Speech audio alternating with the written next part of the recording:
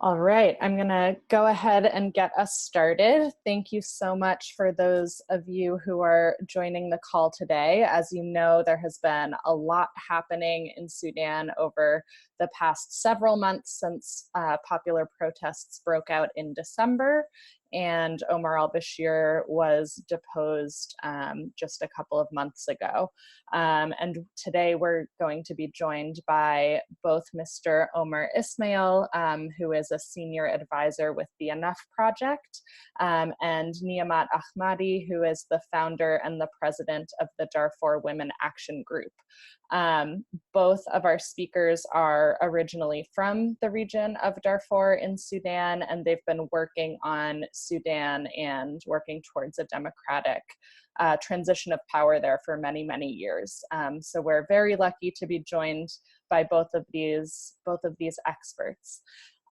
So first, I'd like to welcome Omar to talk to us a little bit about the current events in Sudan, how we got to this moment, and even what's been happening with the Day of Action yesterday, and what to look for kind of moving into the future. So Omar, go ahead and take it away.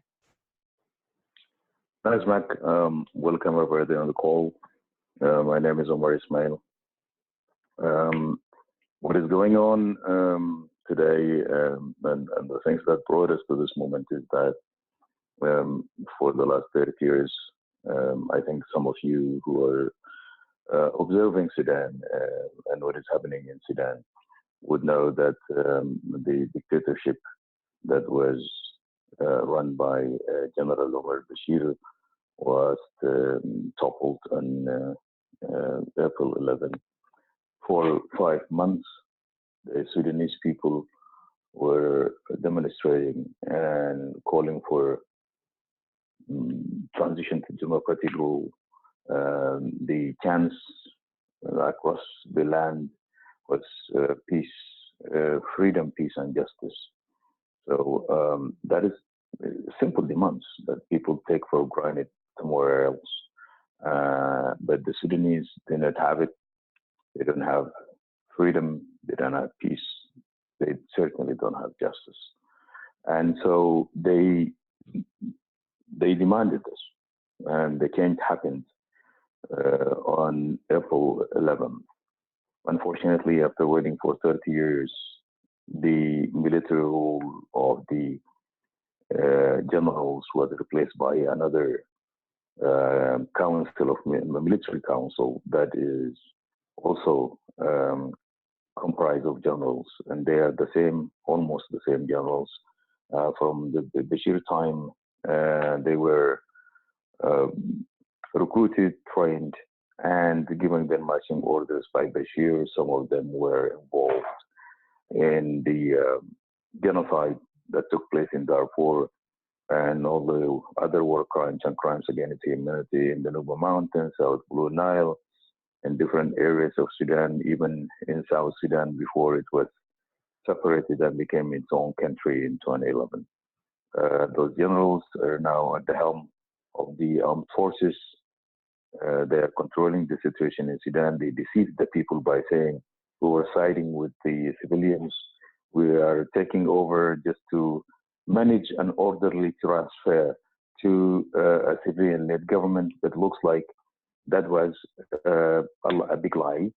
And eventually, when every time the forces of freedom and change, and this is a wide umbrella of the different parties and civil society activists and organizations.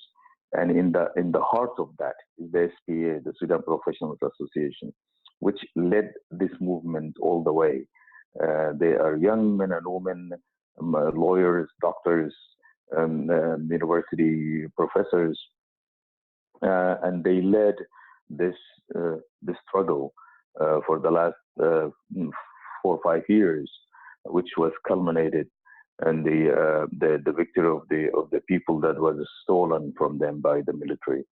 So those people were saying, we want a civilian-led government.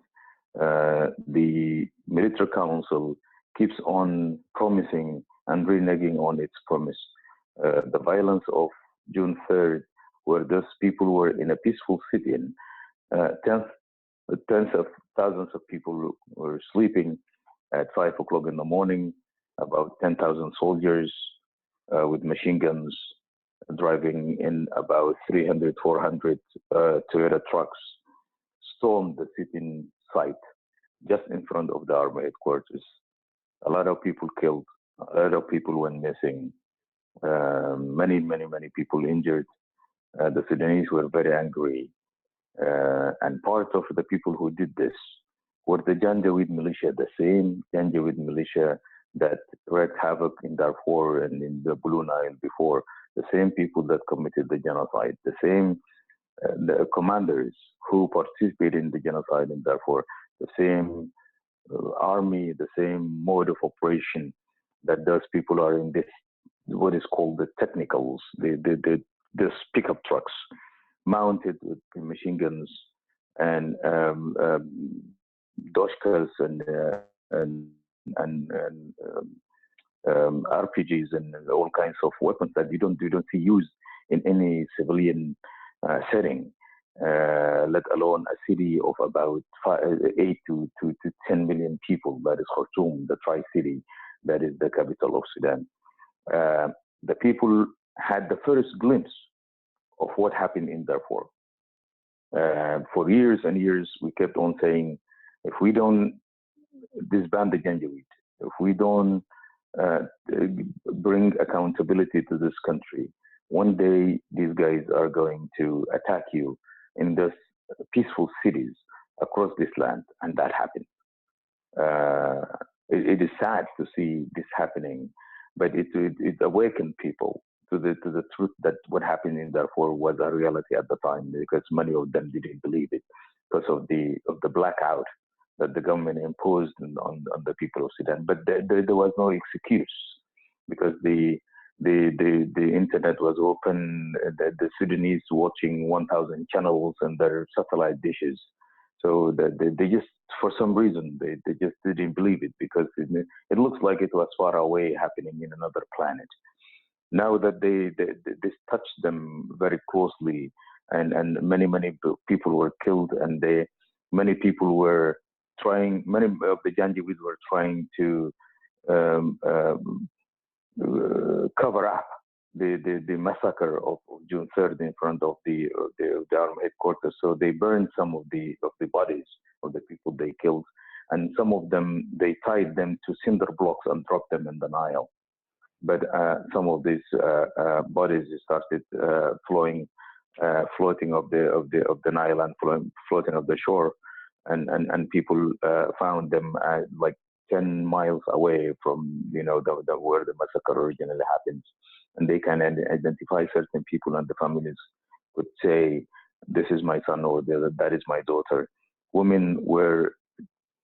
Specifically women were brutally beaten and raped, and all the other atrocities that they used to visit, and the people of Darfur happened in Khartoum in that week or the few days after.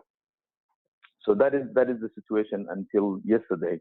A lot of negotiation, a lot of intermediaries and mediators who came into the country trying to avert a situation where Sudan will be thrown into chaos, because of the world awakened to the fact that the rich Gulf states of Saudi Arabia and United Arab Emirates are intervening in the affairs of Sudan. They were using the same Janjaweed for the war in Yemen, and I say the unjust war in Yemen, because no matter what happens in that country, the Yemenis, the peaceful people in their homes, they don't deserve the war that is happening in their country, and it's a war by proxy. The Yemenis have nothing to do with it.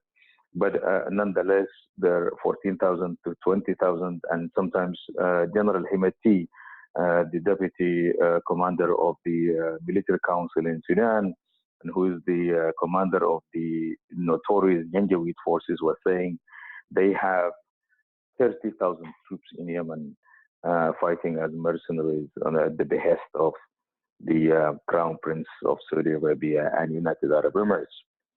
So, with that in mind, the intervention in the affairs of Sudan also, Egypt is not far from that because of the Nile, because of the security situation, and this the rocky relationship between them and Bashir during his tenure of 30 years.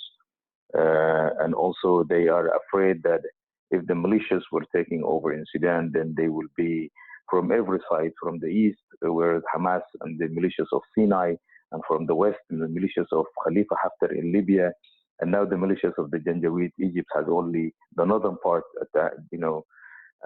going towards the Mediterranean. That is the only safe passage for if anything happens along the Nile basin in Sudan and the flood of refugees that could bring in violence into Egypt and beyond.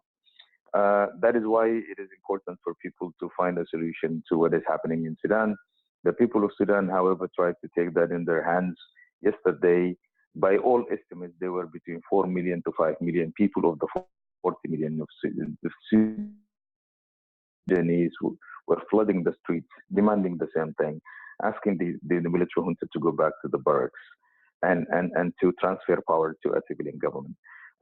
It was a show of force. It was certainly a morale boost for the people in Sudan who, for the last few weeks, they were undulating between losing hope and ride out despair and very little hope that a resolution of this situation will avert a civil war or at least a mass kind of atrocities that they feared. But together they came out, they showed the world who they are and what they are asking for, and about, like I said, 4 to 5 million by any estimate that I have seen, from the cities in the east like Kassala, Gadarif, and Port Sudan, all the way to cities in the west like Al-Fashir, Zalinji, and anything in between. Khartoum definitely had the biggest demonstration that amount to like 3 million people. With Madani alone, some people estimated, and this is the second largest city in Sudan, or the third, estimated that there were about 1 million people there as well. So by conservative estimates, we can say that 5 million people out of 40 million, that is about 12% or so of the population. If we look at all the studies that we've seen in change by popular demand, all the scientists who observe these things, they say change happening in countries where 3.5 to 5% of the population mobilize. When you find a top of 10% of the population mobilize and they're asking for the same thing, you know that Sudan today is not going to be like Sudan yesterday or the day before. So we are asking you to support the Sudanese people on their quest for justice, peace, and democratization and freedom. We ask you to call your congressmen and women. We ask you to support the demonstrations that you see in your communities in different cities in the United States. We ask you to write to the White House, to the State Department, just to treat Sudan like they're treating other countries where, the president is tweeting about Venezuela, for example. There is the same thing. The people of Sudan are coming out in droves in the streets demanding the same thing. What we need is peace and justice and freedom for all. We are living in a very tough neighborhood where, it became a cradle of a lot of violence that is in between the Sahel region all the way to the Horn of Africa. Sudan is pivotal for the stability of the region and its security. We don't want it to be left to its own devices. We don't want 40 million people's future will be thrown into the unknown, and then the spillover of that, only God knows what will happen in a region where, if you consider Nigeria to be the next neighbor, if you pass Chad, in and around Sudan, there were 500 million people. This is more than half of the population of close to 1 billion of Africa. They are living in that region. And they are somehow tied to Sudan because it is in the heart of that region. So if something went wrong there, only God knows what will happen in terms of human tragedy. So we ask you to do everything you can to ask the U.S. government, to ask your representatives at the international organizations and opinion writers and movers and shakers and celebrities and everybody that there is something that is happening in Sudan, and we need to avoid a human catastrophe like we have never seen before. Thank you very much. Great. Thank you so much for that really helpful briefing, Omar. Do you have a couple of minutes just to take some questions before hopping off? Oh, sure. Okay, great. So for those of you who are joining online, there's a chat box on the bottom right hand of your screen. If you'd like to type any questions that you have into that box, that would be perfect, and then I can pose them. For those of you on by phone, this might be slightly messier, but feel free to unmute yourself if you have a question, and we'll point it towards you. We probably have time for about 2 or 3 questions, and I'll try to collect them all at once to pose all together.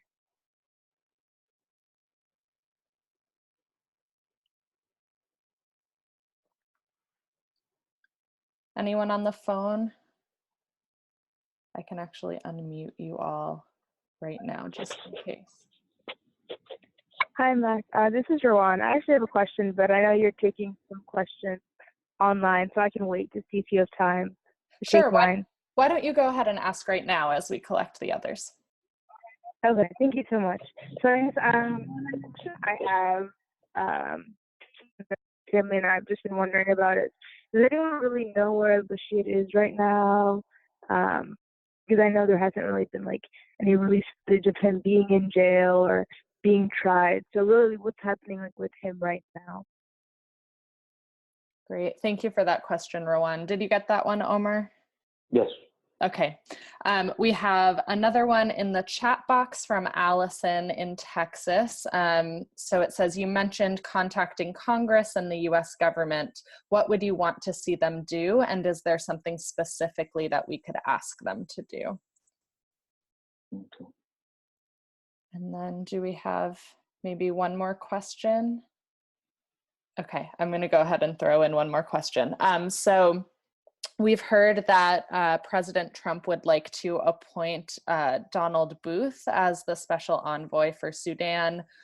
He's served as special envoy in the past, and many advocates have found him a pretty problematic choice. And I was just wondering if you could speak to both your opinion on what an envoy can do to elevate a situation at the State Department, and your opinion on how we might work with Donald Booth or how we might work with Congress to help select someone who might be a more appropriate choice. Very good. Great. So go I'll ahead. go for this way. All right.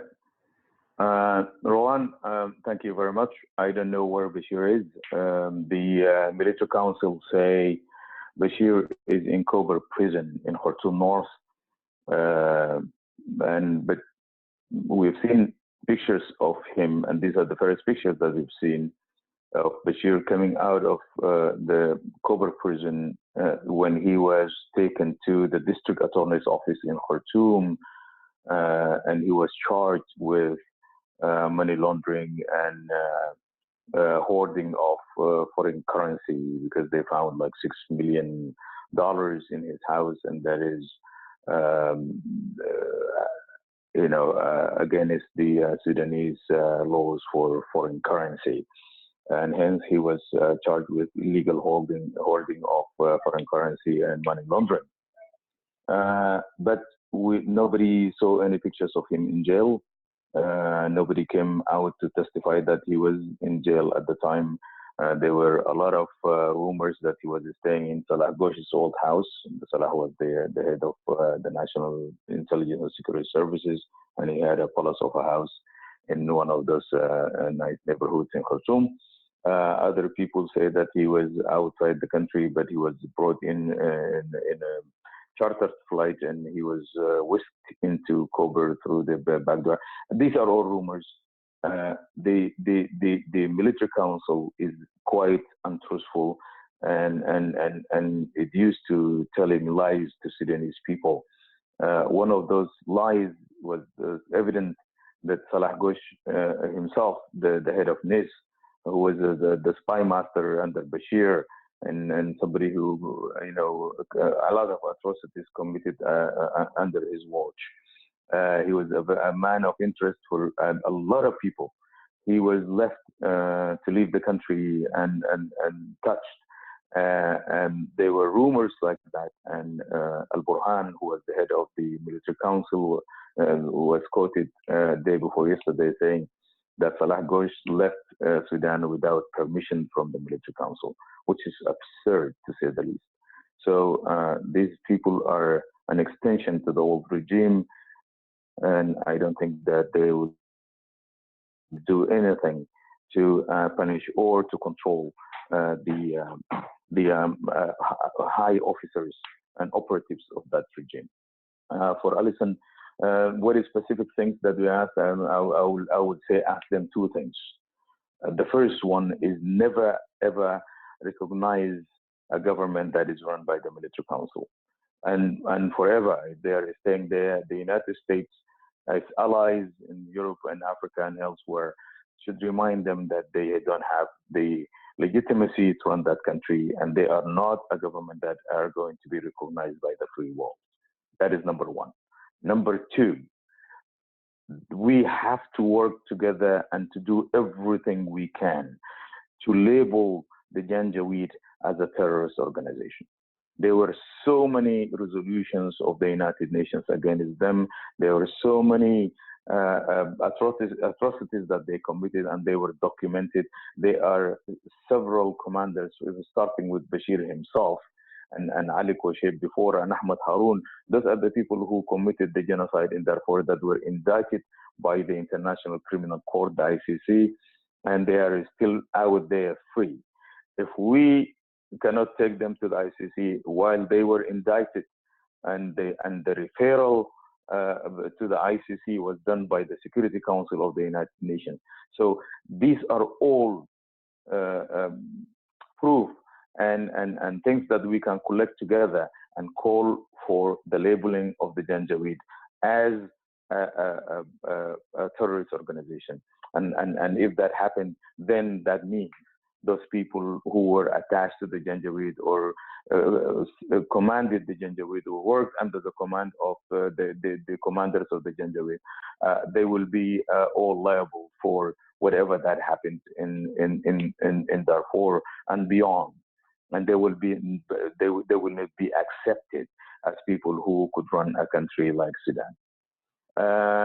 Your question, Mac, about appointing Ambassador Donald Booth.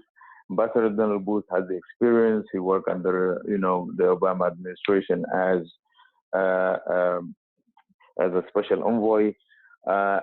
Originally, he was named as advisor to the president. He was not appointed as the special envoy, but he's like a placeholder until the special envoy is named by the president, and that is normally happens after consultation between the State Department, the White House, and Congress.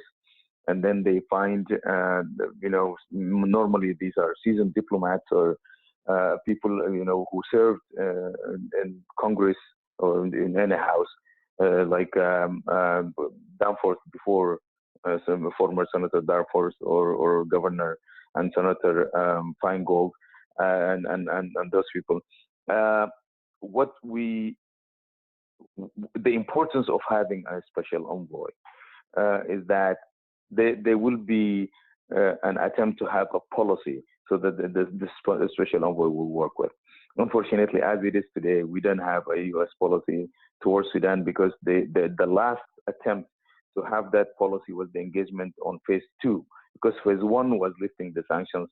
Phase 2 was bringing in different elements which comprise the list of demands that the United States wanted from Sudan, like, respecting of human rights and working diligently to have peace agreement and, making humanitarian assistance, reaching people in the affected areas and all that. that was suspended due to the fact that it wasn't a sufficient list by any stretch of imagination, and so many the advocacy groups had their own reservations about it, and B, because the engagement with General Bashir and his government, and they are no longer there, so that agenda become null and void, and we have to have a new policy that is going to be watched and implemented by a special envoy who will have a fixed work and office and budget to work to make sure that the policies of the United States towards a specific country were implemented. We need that in the case of Sudan. Ambassador Booth, even though he had worked there, he had experience, he was ambassador to several African countries. I know that a lot of people have different ideas about Ambassador Booth.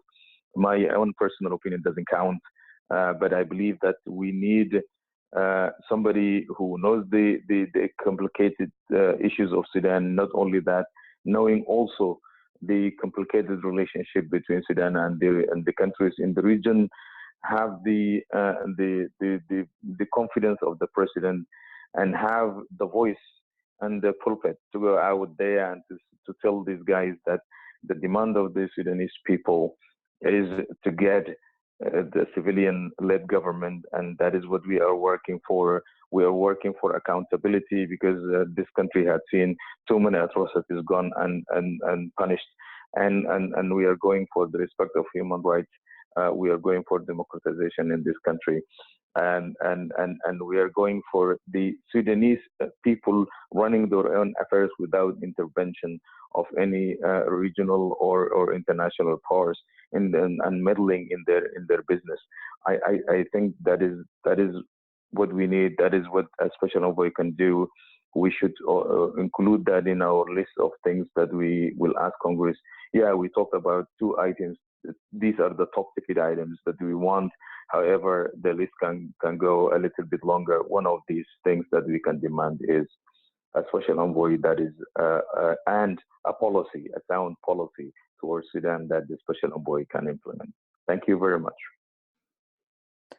Great. Thank you so much for all of your insight, Omer. And I know you have to run to another meeting, so I really appreciate you taking the time to be with us this evening. But I'd love to hand it over to Rujaris for a moment, if you don't mind, Rujaris. Rujaris is the lead of STAN's Sudan Action Committee, and I would love for her to just kind of brief you on what that committee is thinking about, kind of going into, I guess, the second half of the summer, or I guess it just turned into summer for real, but into the school year as well. And if you're not already involved in the committee, how you might be able to do that. So go right ahead, Rujaris. Thank you. Hi, everyone. Thank you, Mac. And thank you, everyone, for joining the call today. I really appreciate all your time, and Omar for giving us a really detailed description of what's happening and what we could do. I think that was really helpful for me as well. Since we're discussing on Sudan and what's happening, and if you want to be involved with STAN, if you already are, but finding a meaningful way to affect change as individuals, the committee would aim to educate and advocate by bringing people, especially young people, together on issues relating to Sudan and what's happening. Like what Omar said, we're focusing on democracy and freedom and justice, which all of us can value, that all of us want that, right? So that's what we're aiming to do. And our focus is to kind of learn about what's happening and advocate together, but it's the how that the committee would be working on and what we are doing in that. There'll be different levels of commitment, so it's up to you. I understand that people have time restrictions, so from taking monthly taking actions monthly, mobilizing the communities, doing kind of tabling on college campuses, or doing research policy options, writing op-eds for the committee.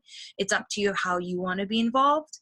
So by joining this committee does not mean that you're like signing an agreement that you have to give like your life or certain hours of your time, but it just, if you're thinking about being involved but you don't know how to navigate it, the committee will help you, and that's what we're focusing on. We'll probably be focusing on creating resources for the advocacy and activism issues in Sudan, such as petitions we're signing, and tabling materials. What actions do we want to take in terms of attending meetings, marching, or hopefully meeting with members of Congress, because I think that's one of the most effective ways in calling in. And yeah, so I think that's kind of a brief information what the committee will be. And if you're interested, just let us know, let Mac or I know, we'll add you to the Slack, and that's where it will go from here. Is there anything else I missed, Mac? No, I think that's perfect. For those of you who are not familiar with Slack as a platform, that's where we do the bulk of our communication and our action planning. It's an app that you can put on your phone or on your computer. And we have a whole kind of group of people already working on Sudan issues on there. Great, that was perfect. Thank you, Rajaris. But as I mentioned, Niemat is a Darfuri survivor, and she founded the Darfur Women Action Group. She also worked on the ground in Darfur for many years in various positions, including with the UN's World Food Program and with Oxfam. And she was a member of the Darfur Assessment Mission, which was a coalition of 6 Sudanese NGOs who documented human rights abuses in Darfur during the crisis. So we're very lucky to be joined by her and to be collaborating with her on various advocacy initiatives, in particularly highlighting the plight of women in the crisis. Just to put out there as well, the Darfur Women Action Group is a really wonderful resource.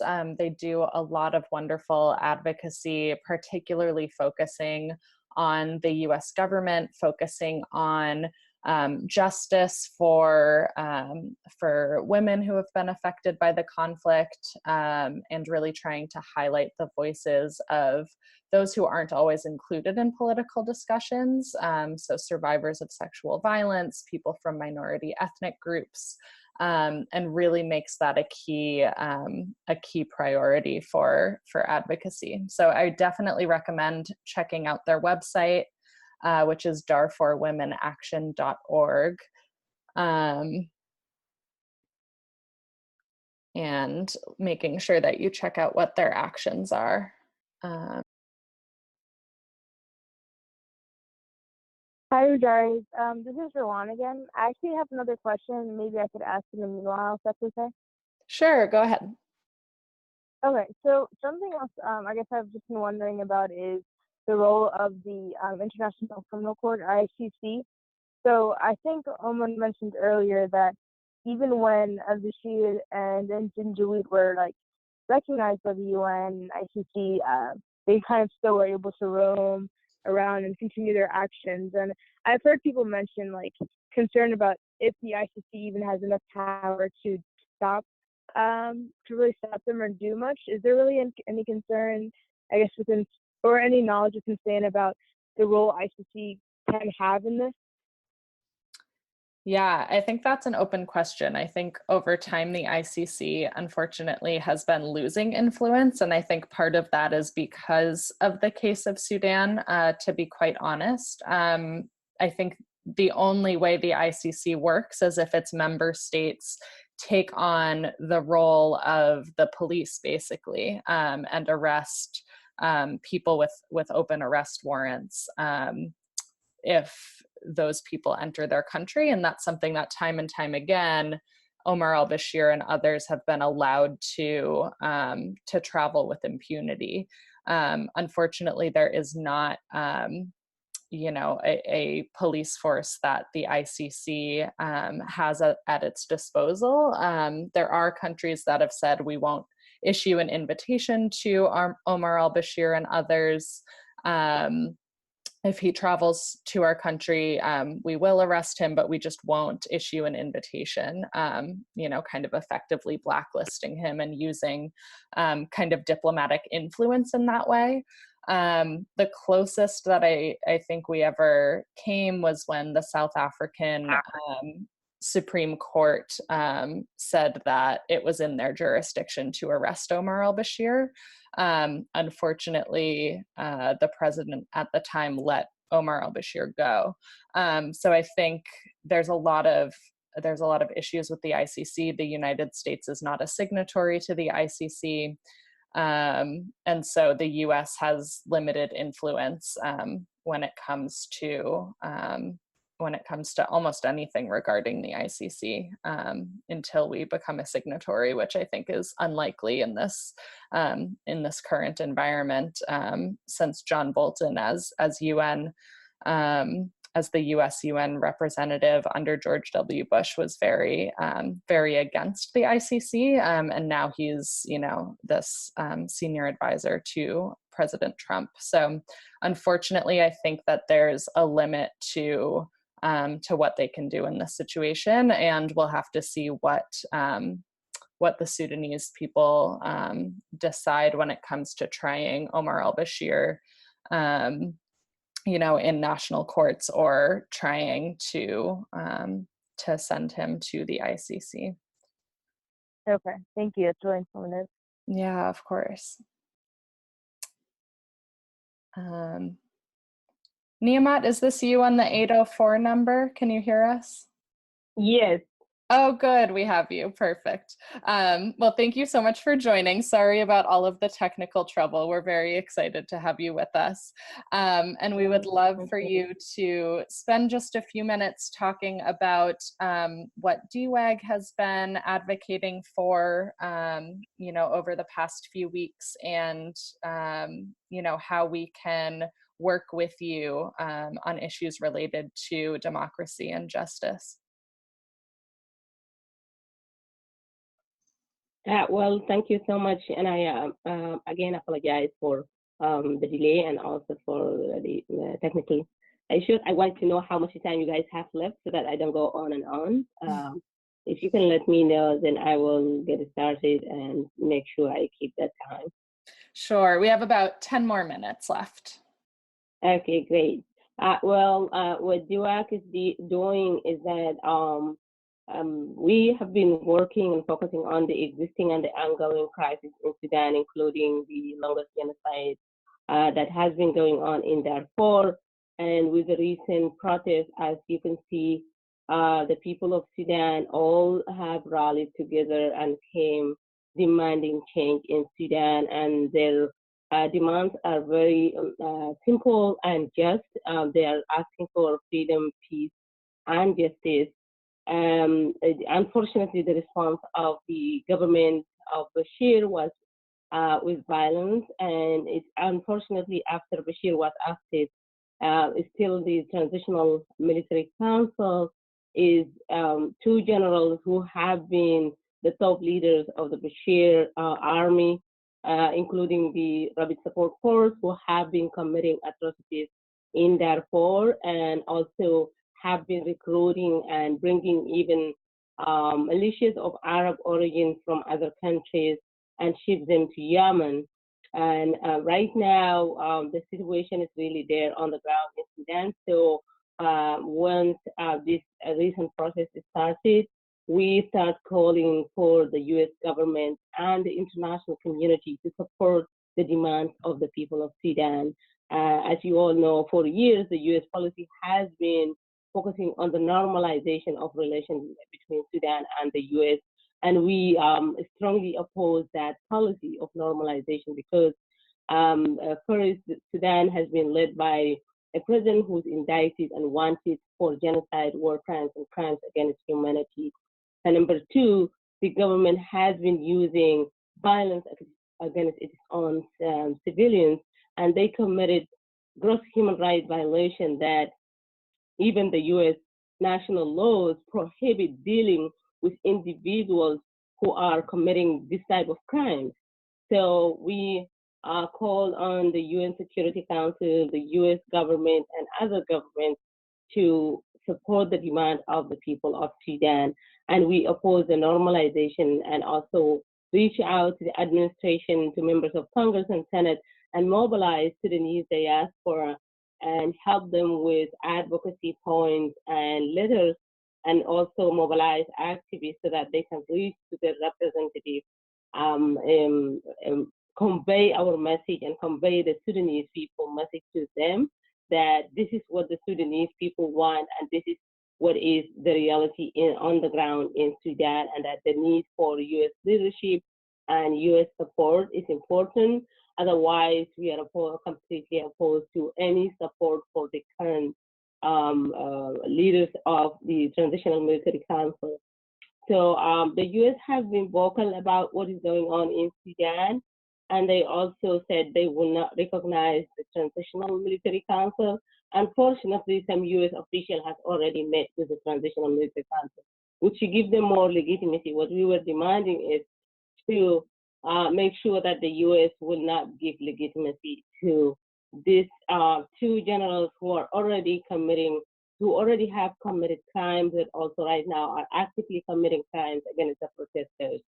And our focus also has been making sure that with all the eyes focused in Khartoum, that the international community, international media does not overlook the ongoing violence and attack and systematic targeting of Darfur within the region, and also the two areas in South Kordofan and Blue Nile. And we've been working tirelessly trying to make the case that priorities should be given to these areas that has been going through multiple crises for years, and that we make also the case strongly, which is true, because of lack of accountability for genocide that has been going on in Darfur for years. Today, the situation that is going on in Sudan exists because if al-Bashir was held accountable, who would not have been around for longer enough to manipulate and oppress this many people in Sudan. And also for not holding al-Bashir accountable, that will send a wrong signal to these two military generals that if they can hold strongly into power, that they can be able to kill as many people as possible while maintaining their the immunity that was granted to al-Bashir. So our focus right now is that accountability must be prioritized for the existing and ongoing crimes, and also for the recent crimes that committed in line with the recent development in Sudan. So we are trying to make sure that attention must be paid to the remote areas, particularly in Darfur. As of today, we have nearly 3 million people internally displaced who live in makeshift camps for more than 16 years right now. Nearly 1 million people from Darfur have crossed the border to neighboring countries. The countries are living in about 7-8 countries, including Chad, Central African Republic, Libya, Syria, Jordan, Egypt. And in this situation, in these countries, they experience conflict again, and then they were re-victimized again. So the magnitude of the crisis and its impact of the people is unbelievably serious and dire.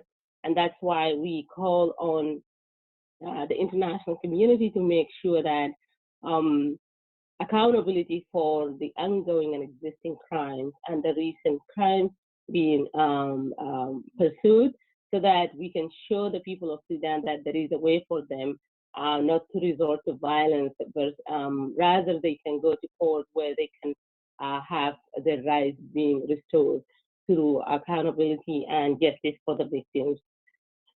So right now, we also highlight the ongoing crisis in Sudan and try to make sure that the people demands are met, or also the international community support the demands of the people of Sudan.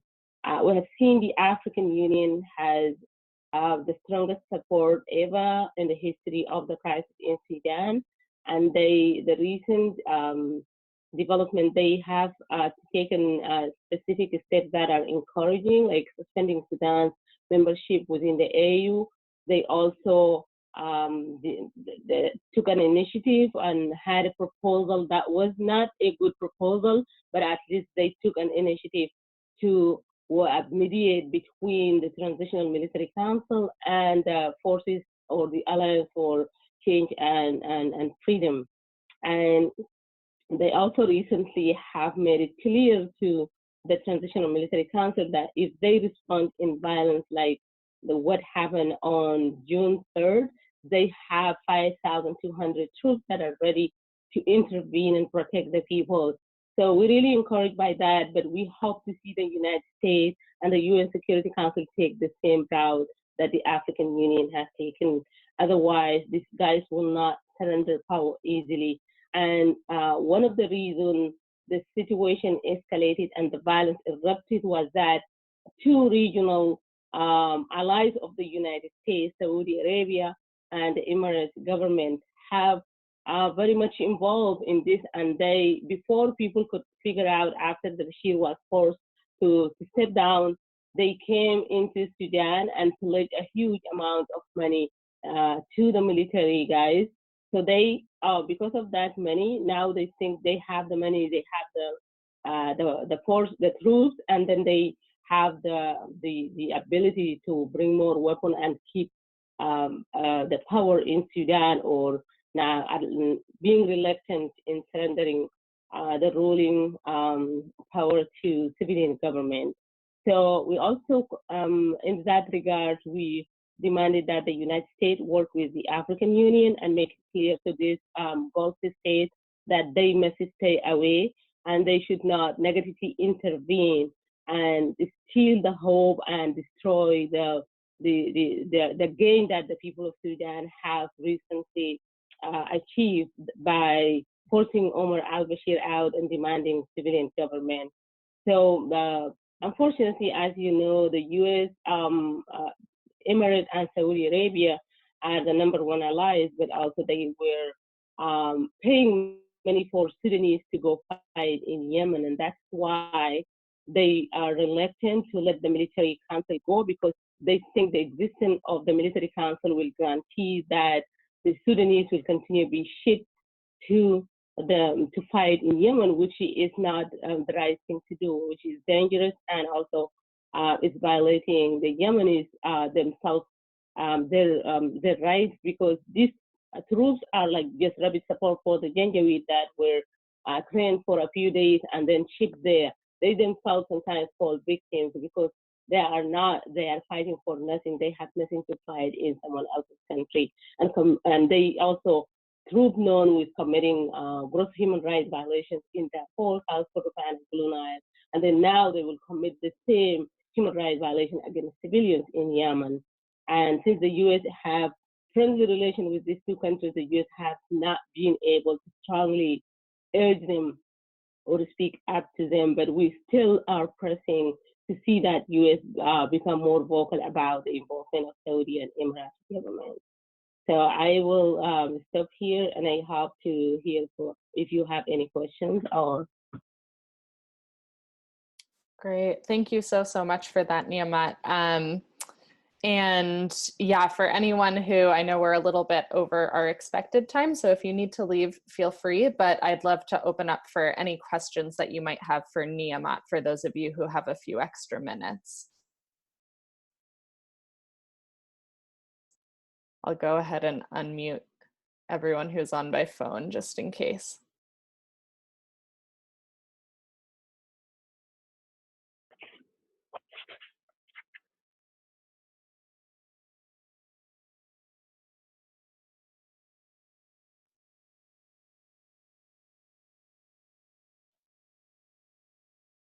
I have a question. Yeah, go ahead. But I'll just say it.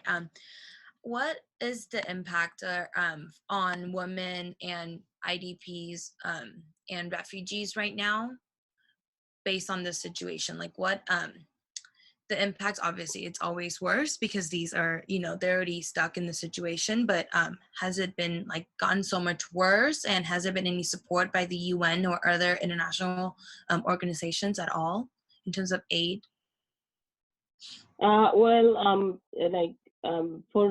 For years, the government of Sudan has restricted aid assistance to refugees and internally displaced living in Darfur. And with the current situation, the situation is even worse because this military council has ordered UNAMID out a month ago, and there are several UNAMID based, the United Nations African Union mission that was on the ground to provide patrol for internally displaced and some sort of protection. Even their presence alone can help, but they were forced out of several locations, and those locations have been taken over by the rapid support forces. So today they are still attacking people in camps, limiting humanitarian assistance. And if you can see the recent attack that was the following June 3rd, they attacked a camp called Village in western Darfur, whereby 17 people have been killed. Many more women were raped, and most of those women who have been raped are 12 to 13 years old, and they have not received any medical treatment, trauma counseling, or psychosocial support. So this is simply the example of the current situation in Darfur. Thank you, Niemat. Does anyone else have maybe one more question?